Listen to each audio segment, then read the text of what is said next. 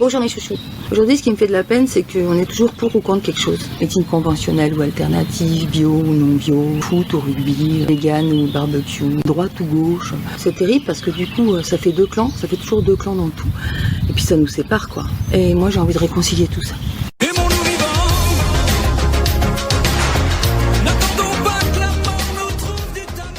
Hier, j'ai parlé avec une amie de différents moyens qu'elle pouvait avoir pour arriver à ce qu'elle voulait avoir. Sur ce, mon amie, elle me dit oui, mais moi, j'ai pas appris comme ça.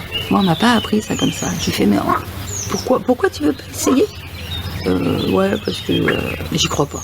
Ok. Et si je te dis moi que j'ai expérimenté ça et que ça a changé ma vie, tu vas pas le faire sous prétexte qu'on te l'a pas appris comme ça? Il y a un monsieur aussi avant-hier qui me dit moi je crois que ce que je vois. Ah bah celle-là je la connais. Hein. Sur ce, ma réponse c'est saint Thomas qui croyait ce qu'il voyait. Si tu le ramènes dans notre époque, qu'est-ce qu'il va penser du micro-ondes? Qu'est-ce qu'il va penser des téléphones portables? Tu me dis ça? La certitude ça sécurise, j'entends. Mais ça ferme aussi. Et c'est bête parce que du coup vous passez à côté de choses qui pourraient vous aider. C'est pas parce qu'on l'a pas appris que ça n'existe pas. Je pense qu'on a suffisamment de recul sur la société, sur l'évolution, sur la technologie, pour pouvoir être d'accord avec ça, non? Je vais vous parler de la fontaine de Champagne, par exemple. Je vous entends d'ici. Quand je vais vous parler de corps énergétique, vous allez dire, oula, elle est barrée. Je suis pas barrée, les loulous. Je suis pas barrée du tout. C'est comme quand on dit, ouais, moi je crois pas à tes histoires parce que moi je suis pragmatique. Mais moi aussi je suis pragmatique. Je suis infirmière, c'est-à-dire particulièrement pragmatique, avec un référentiel médical et formée en naturopathie derrière, c'est-à-dire je me suis ouverte à plein d'autres choses en me disant vous n'allez pas me faire croire n'importe quoi non plus les loulous, s'il vous plaît, je suis pas barrée. Tu vois, j'ai découvert des choses qui m'ont pas parlé effectivement, où j'ai dit oula toi va voler ailleurs, et d'autres qui me paraissaient complètement folles et que j'ai trouvé extraordinaires. La constellation familiale. La constellation familiale, mon ami, ça m'a changé ma vie. Tu te retrouves au milieu de 20 personnes.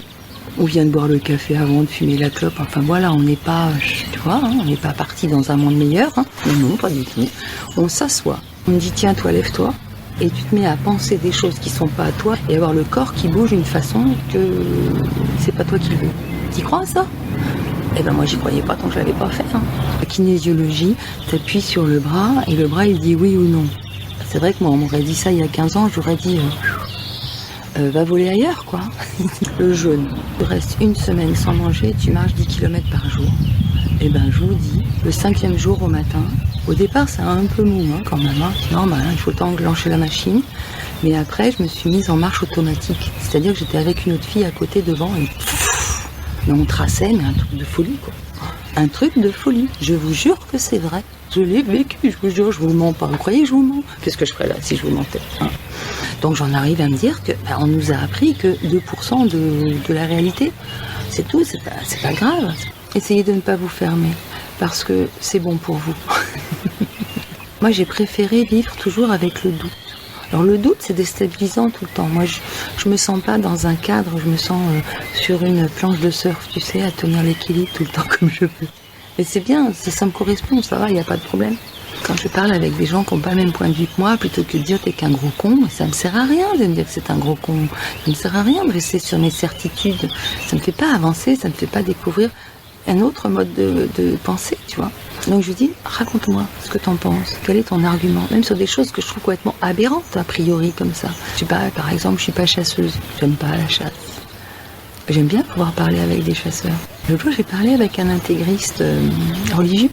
Des fois, ils me disent des arguments que je trouve un peu space. Certaines choses, des fois, qui m'ont impressionné, d'autres choses qui m'ont dit, ah oui, tiens, ça m'a permis de me positionner sur un point de vue avec des arguments supplémentaires.